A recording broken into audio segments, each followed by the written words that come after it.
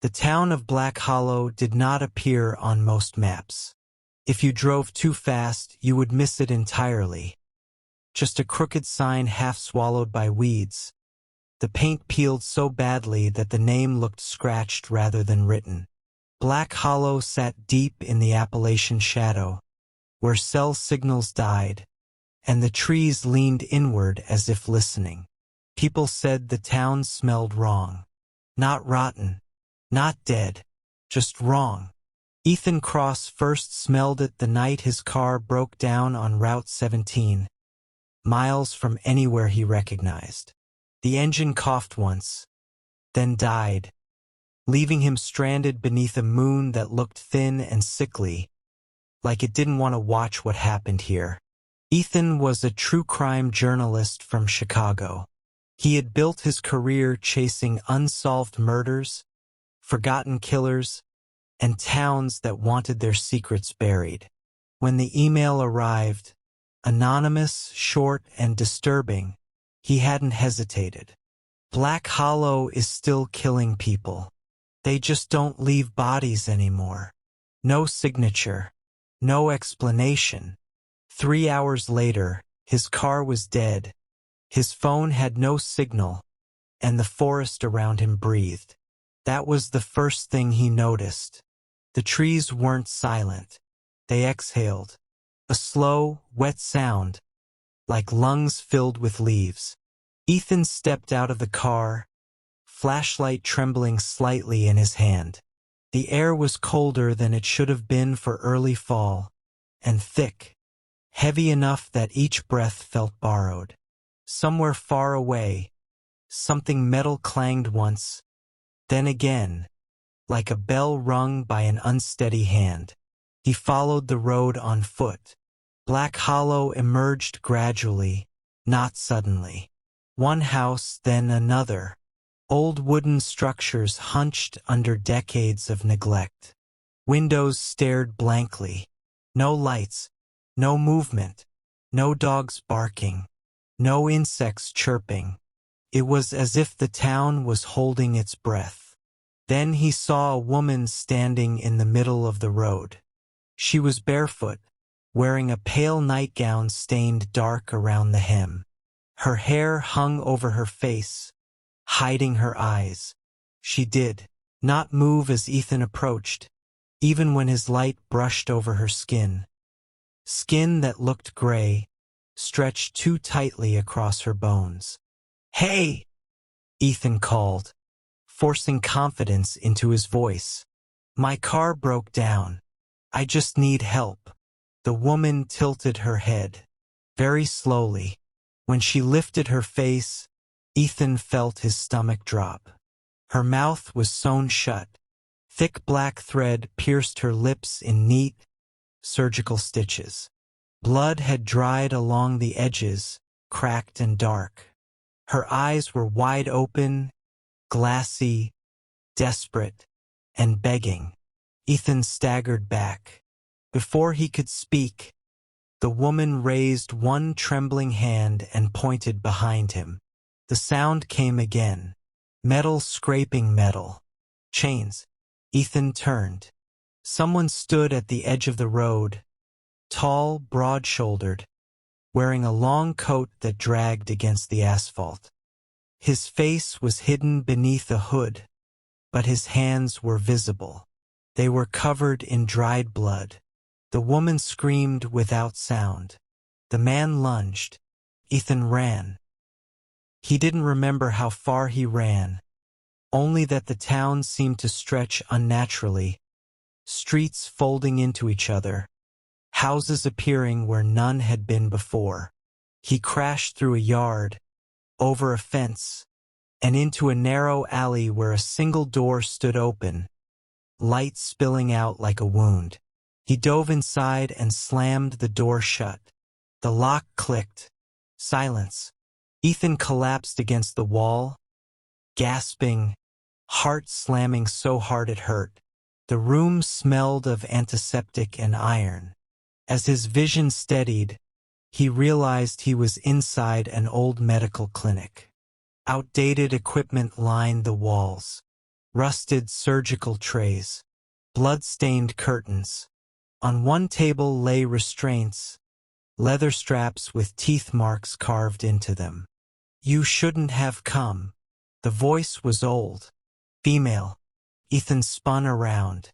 A woman sat in a wheelchair near the back of the room. Her hair was white, her face deeply lined, her eyes sharp and painfully aware. "They always come," she continued. "Curiosity brings them, and the town feeds." "What is this place?" Ethan whispered. She smiled sadly. "A slaughterhouse pretending to be a town." Before Ethan could ask more, footsteps sounded outside. Heavy, unhurried. The woman's smile vanished. "He's here." The lights flickered. The door handle began to turn. The woman reached under her blanket and pulled out a small tape recorder, pressing it into Ethan's hands. "Record everything," she said. "If you survive, people must know. If you don't, at least the town will remember you." The door creaked open. The hooded man stepped inside.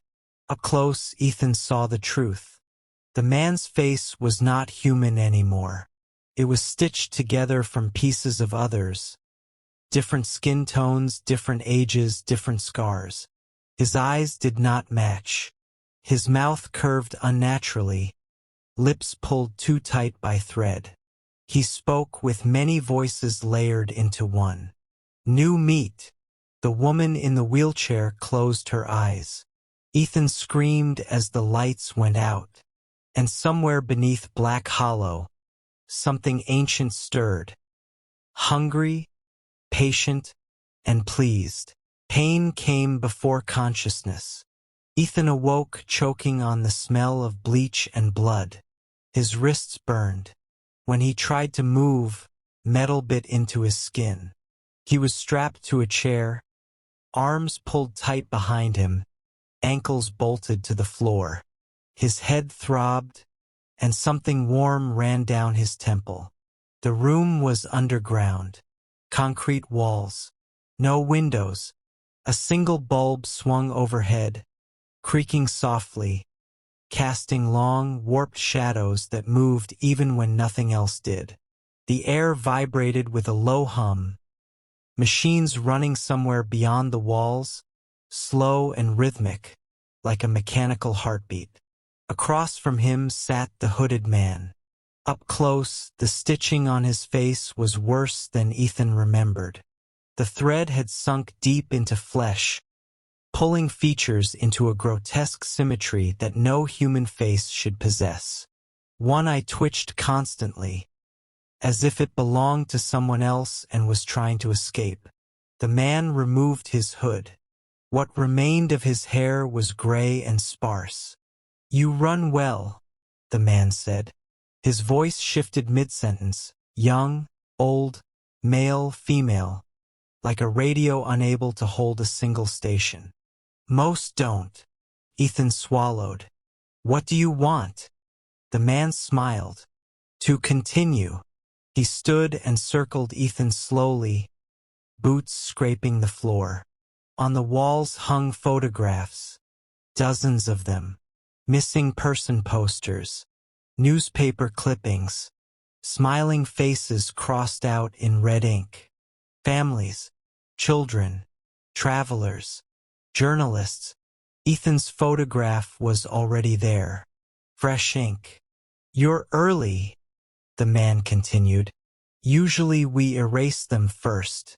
But you came looking." A door opened behind Ethan. Footsteps. More than one pair. The woman from the clinic entered, no longer in her wheelchair. She walked perfectly fine. Her frailty had been a costume, discarded now like a skin. Behind her came 3 others, 2 men, 1 woman, all wearing the same long coats, all with carefully stitched mouths. Cult. Not religious. Organized. Criminal. "Don't listen to him," Ethan said, desperation breaking through. Whatever he promised you, it's a lie. The old woman laughed softly. Oh, child, we're not promised anything. She stepped close, lifting Ethan's chin with a cold finger. We chose this. She turned to the man with the stitched face. He's awake early. Yes, the man replied. He smells curious. Ethan felt something wet touch his neck. The tongue. He screamed as the man inhaled deeply against his skin. You write about monsters, the man whispered, but you never asked where they go when the stories end. The old woman gestured toward the far wall. A section slid open with a hiss. Behind it lay a corridor lined with doors, steel, numbered, scratched from the inside. From within them came muffled sounds. Crying, whimpering, prayers whispered to gods that did not listen. Ethan's stomach twisted. They don't leave bodies, the woman said calmly. That was your email. You were clever to notice. What do you do with them? Ethan asked, his voice shaking. The stitched man smiled wider. We recycle. One of the cult members wheeled in a tray of surgical instruments. Not rusty, clean, modern, expensive, black market precision. This town was dying, the woman continued. Factories closed. Mines collapsed. People left. Then he came. She placed a hand on the stitched man's shoulder.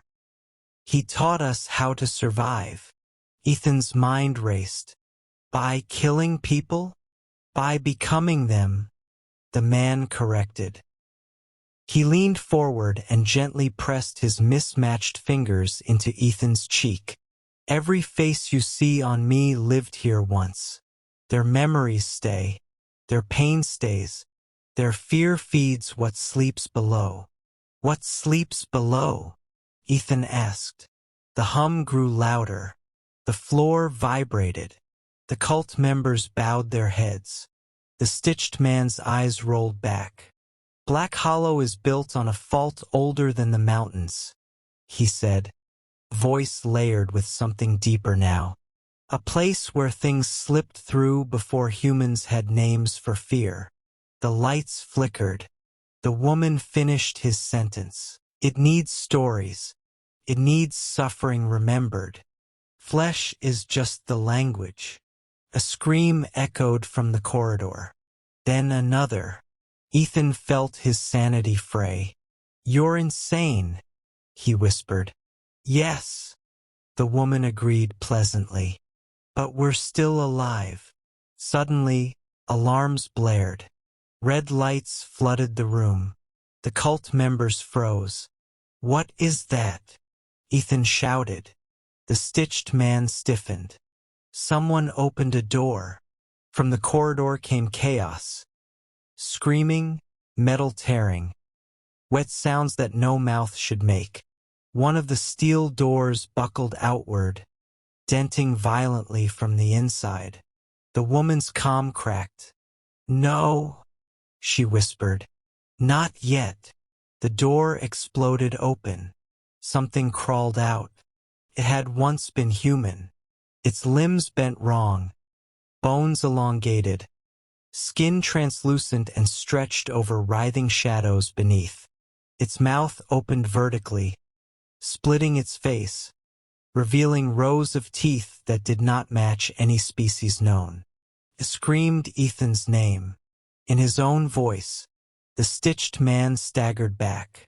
It learned too fast. The creature lunged at a cult member, tearing them apart in seconds. Blood sprayed the walls, warm and steaming. Another cultist ran, only to be dragged screaming into the corridor by unseen hands. The hum became a roar. The floor cracked. The woman grabbed a gun from beneath her coat and fired wildly, bullets doing nothing but angering what had been released. Ethan strained against his restraints as the creature turned toward him, recognition flickering in its warped eyes. "I was you," it said. "I asked questions too." The stitched man screamed. A single, unified voice at last. "Stop it!" The ceiling collapsed. Darkness poured down like liquid. Hands, too many, too thin, reached up from the cracks, grabbing flesh, dragging bodies screaming into the earth. The woman was taken first, then the others. The stitched man stood alone, trembling. He looked at Ethan. "I tried to contain it," he whispered. "It always wants more." The restraints snapped. Ethan fell free. The stitched man shoved the tape recorder into his hands again. Harder this time. "Run," he said. "And if you tell this story," he stepped backward into the widening layer in the floor, "it will hear you." The ground swallowed him. Ethan ran. Behind him, Black Hollow screamed. And beneath the town, something ancient laughed, knowing the story had only just begun. Ethan did not remember how he got out of Black Hollow. He remembered running. He remembered falling. He remembered the sound of the earth closing like a mouth behind him. After that, memory fractured into pieces. Headlights cutting through fog. Hands pulling him onto asphalt. A voice shouting his name even though he had never said it. He woke up in a hospital 3 days later. White walls. Clean sheets. The smell of antiseptic so sharp it burned his nose. A police officer sat near the door, pretending not to stare. "You were found on Route 17, the officer said. "No town nearby. No buildings. Just trees." Ethan tried to speak. His throat hurt. "What about Black Hollow?" he asked. The officer frowned. "There's no such place." Ethan laughed. Then he cried. They released him a week later. Mild concussion, severe dehydration, acute stress reaction. The tape recorder had been logged as evidence, though no one could explain how it still worked. The batteries should have died years ago. No one listened to it. They said the audio was corrupted, static, voices overlapping, screaming that didn't translate into sound. Ethan went home to Chicago, but home rejected him. His apartment felt wrong, too open, too quiet. At night, he heard the same hum he had heard underground, vibrating faintly through the walls, through his teeth, through his bones. His dreams were worse. He dreamed of doors, steel doors, numbered. He dreamed of his own face stitched onto someone else's body, speaking words he didn't choose. He dreamed of the woman with the sewn mouth, now smiling freely as hands pulled her downward into endless dark. And always, always something watched, waiting. Ethan stopped sleeping. He started researching. Black Hollow did not exist in current records, but old archives told a different story. He found mentions buried deep in defunct newspapers, handwritten journals, property disputes from the late 1800s. The town had another name once, Grave Fault, founded in 1871 near a mining operation that shut down after structural instability. Official reports blamed collapses and gas leaks. Unofficial reports mentioned screams coming from below the earth weeks after the mine was sealed. Then came the disappearances. Families vanished overnight. Homes left intact. Meals still warm. The town was quarantined briefly, then wiped from federal records after a fire that burned for 7 days straight without consuming a single tree around it. The land was declared geologically unsound, and then resettled, again and again, every few decades. Ethan's hands shook as he scrolled. Black Hollow didn't move. People forgot it. That was the difference. The thing beneath it learned how memory worked. The next time Ethan noticed something wrong, it was his reflection. He was brushing his teeth when he realized the man in the mirror was smiling. Ethan was not. The smile lingered a second too long, then slowly faded. He smashed the mirror. At work, his editor avoided him. Emails went unanswered. His drafts came back shredded with comments he didn't remember writing. Whole paragraphs described pain in loving detail, sensations he had never experienced, yet somehow remembered.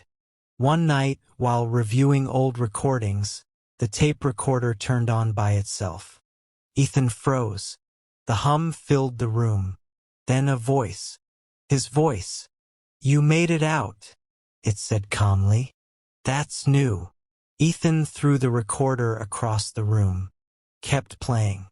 "Do you know why the town lets some people leave?" The voice continued. "Because stories travel faster than bodies." Ethan sank to the floor, hands over his ears. "You think you're warning people," the voice whispered, "but you're feeding it." Images flashed behind his eyes. Comments, views, listeners leaning closer to their screens. Hearts racing, fear blooming. Consumption, memory, suffering shared. The thing beneath Black Hollow did not need flesh anymore. It had learned something better. Narrative. Ethan screamed, and the recorder finally went silent. The next morning, 3 people emailed him. Strangers. All said the same thing. "I dreamed of a town that wasn't on a map." One included a photo. Crooked sign. Black Hollow. Fresh paint. Ethan packed a bag that night. He didn't know why. Only that he needed to go back or go deeper. To find the first door. The first sacrifice. The moment it all began.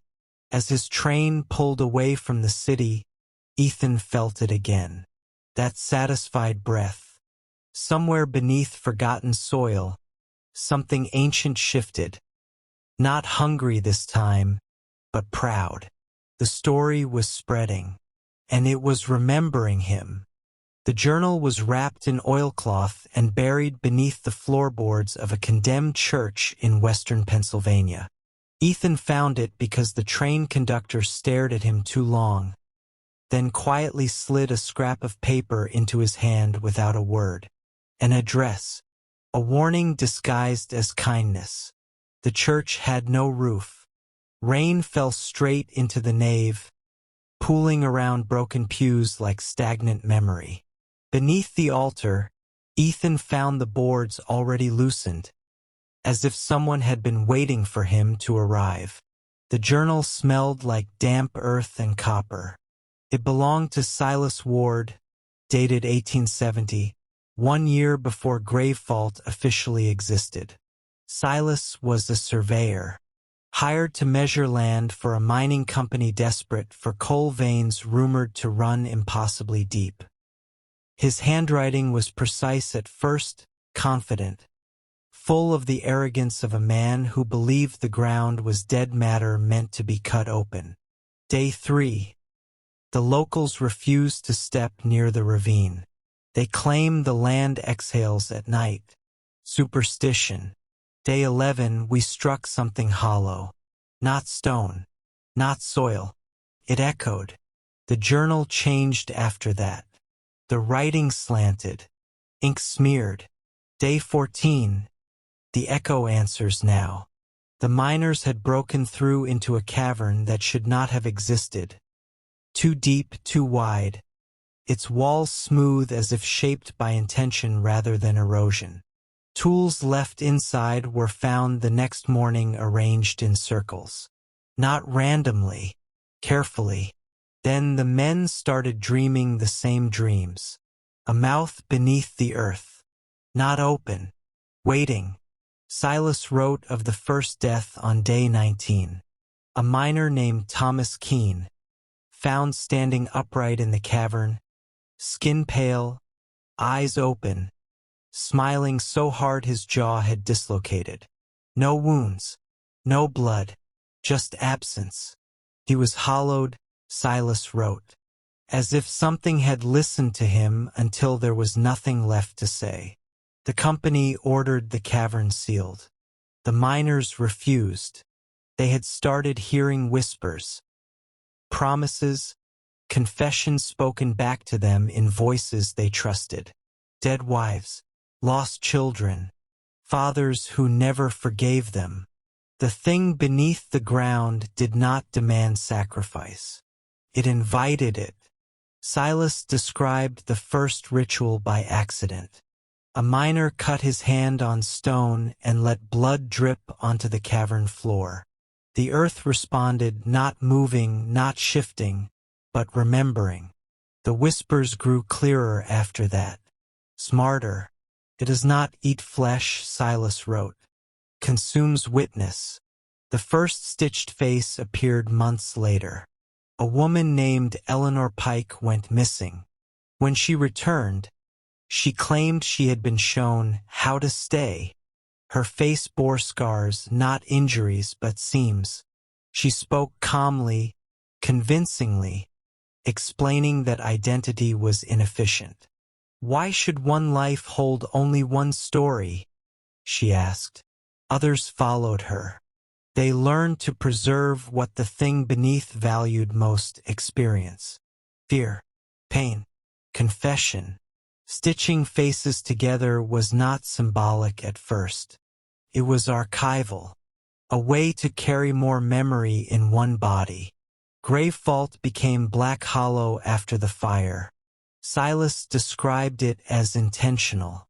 The stitched ones walked into the flames willingly, emerging untouched while the town burned around them. The thing below had learned a crucial truth that night. If a place is forgotten, it can be reborn. If a story is remembered, it can travel. The final entry made Ethan's hands tremble. It does not want worship. It wants to be told. Ethan closed the journal. The hum had started again. Not loud. Close. His phone buzzed. A notification. A video uploaded 5 minutes ago to a small horror channel. The thumbnail showed a familiar crooked sign. The title read, "I found a town that shouldn't exist." The view count was already climbing. Ethan understood now. Black Hollow was never confined to geography. It lived wherever curiosity outweighed fear.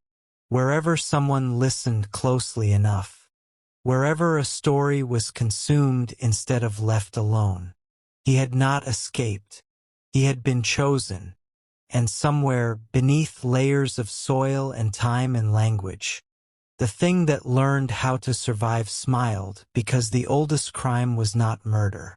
It was teaching humanity how to carry horror forward willingly. Ethan's first instinct was to destroy everything.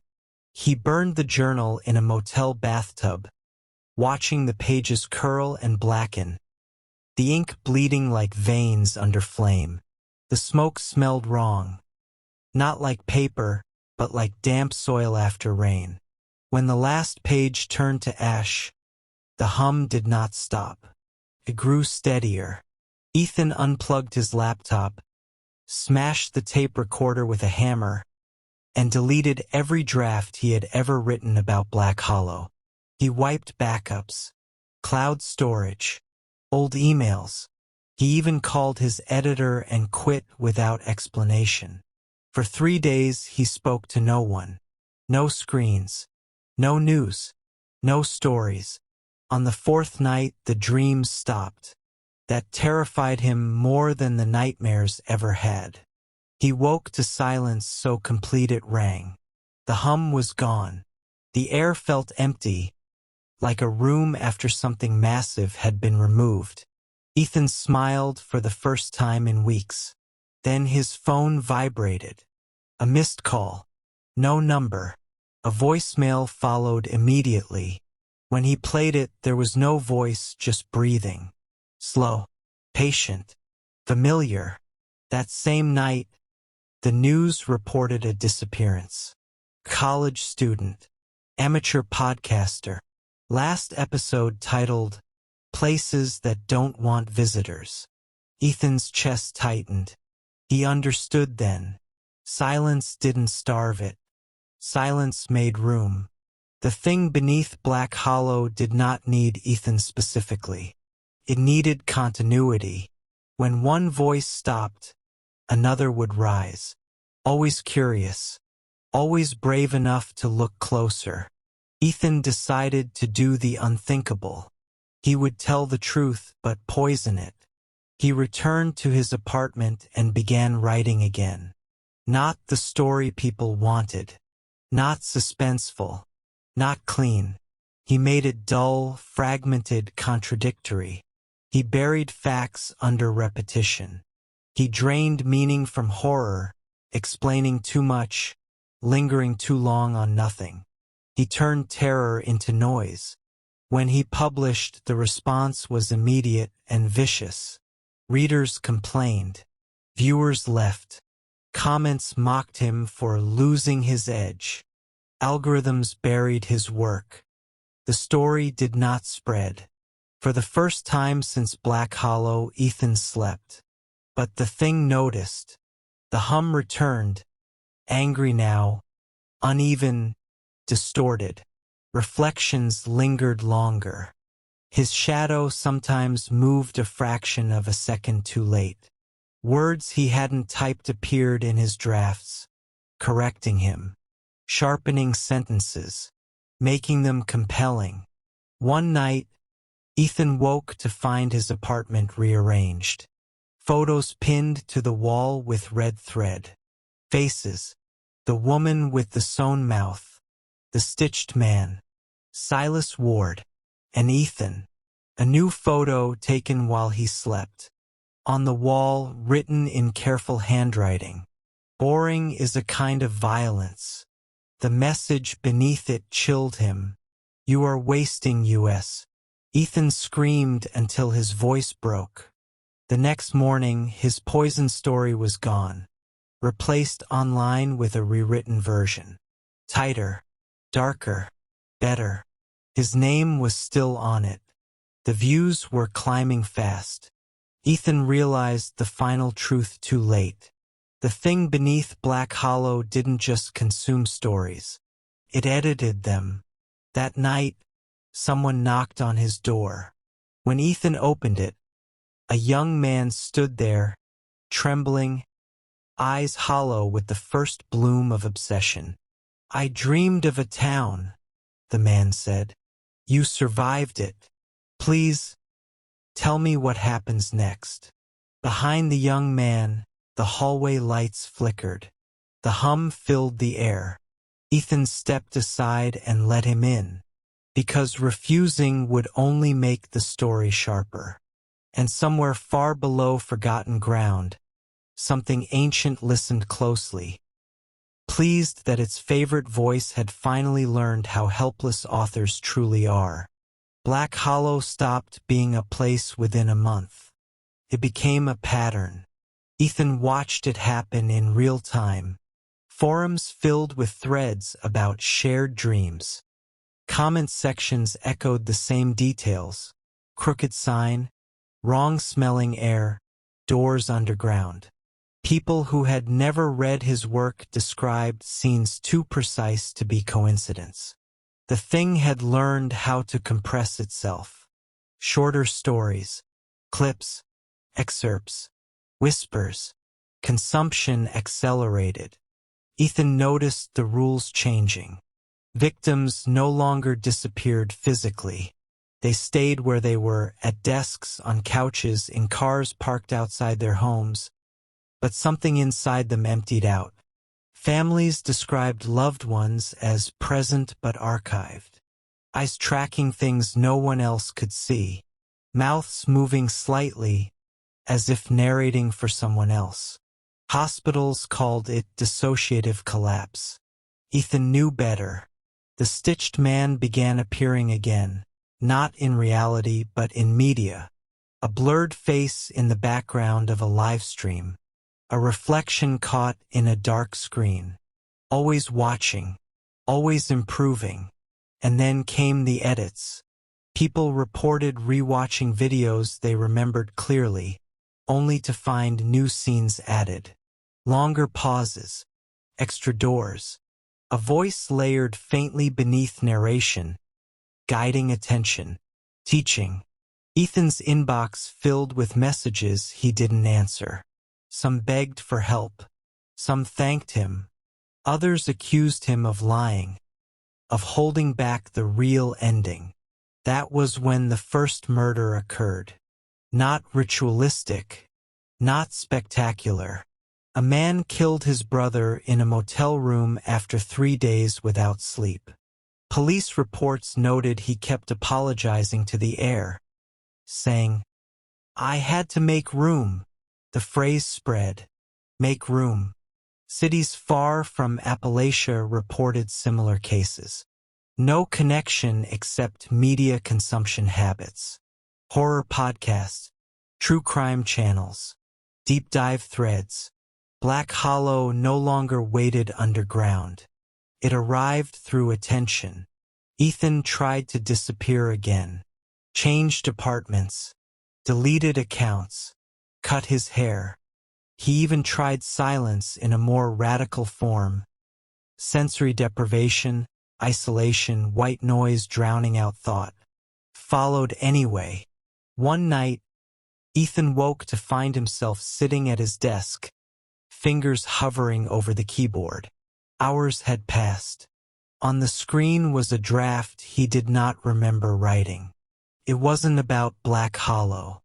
It was instructions. How to listen better. How to focus on the details that stay.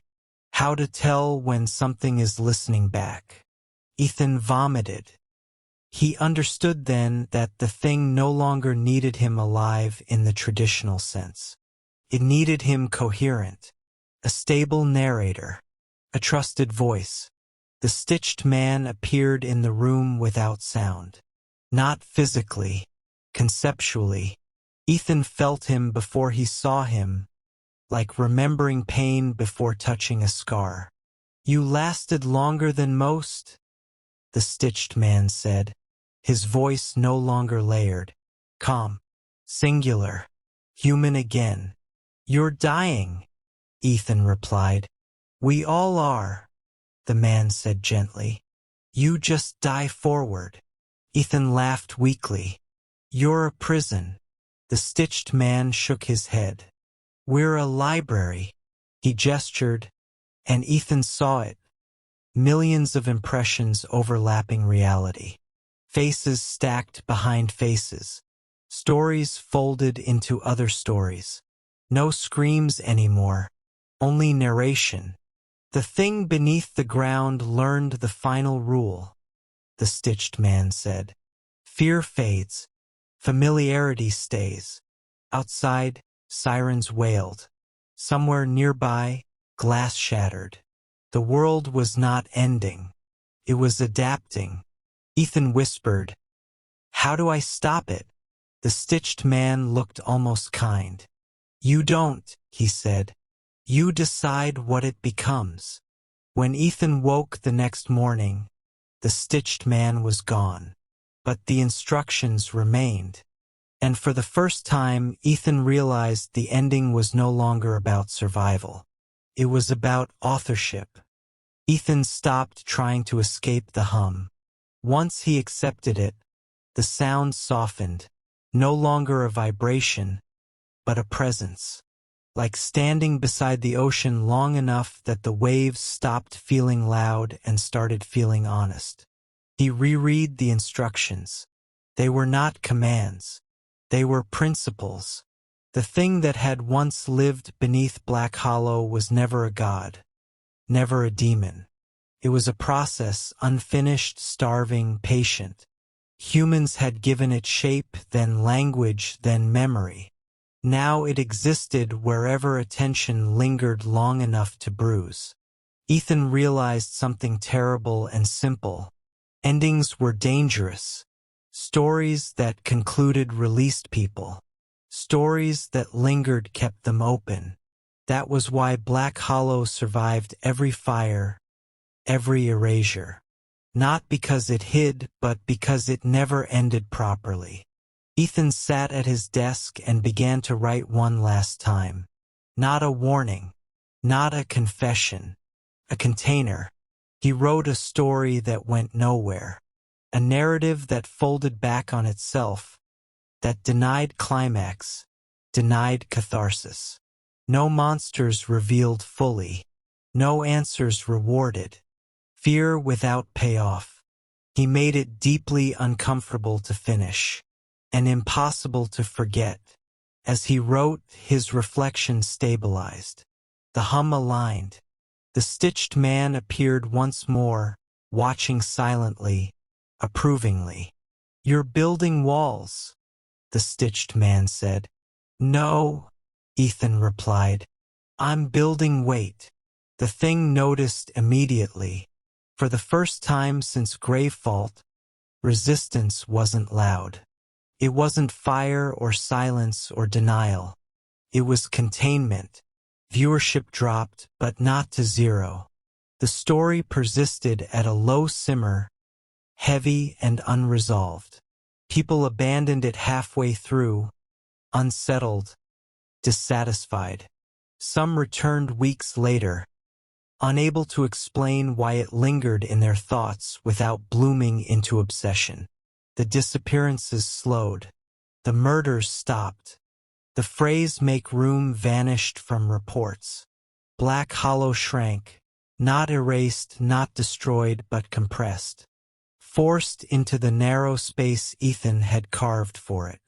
The stitched man faded. "You'll stay," he said, not accusing, just stating fact. "Yes," Ethan answered. He knew the cost. Ethan aged faster than he should have. His hair grayed. His hands trembled when he wasn't writing. He became careful with words, wary of metaphor, suspicious of beauty. He never gave interviews again. Never explained. People speculated. Some said he burned out. Others said he lost his mind. None of them were wrong. Years passed, then decades, and somewhere, a teenager would pause halfway through a strange, unsatisfying story online, heart racing for no clear reason, and close the tab, uneasy but intact. They would never know how close they came. Ethan died quietly. No disappearance. No spectacle. His apartment was cleared. His computer wiped. His final story remained online, archived in forgotten corners, algorithmically disfavored, shared rarely and reluctantly. A burden passed from hand to hand. And deep beneath layers of time and attention, the thing that once called itself Black Hollow rested. Not gone, not asleep, but held. Waiting for someone careless enough to improve the ending. If you feel dissatisfied now, if something in you wants more explanation, more clarity, that is not a flaw in the story. That is the story noticing you, and deciding whether you are worth remembering.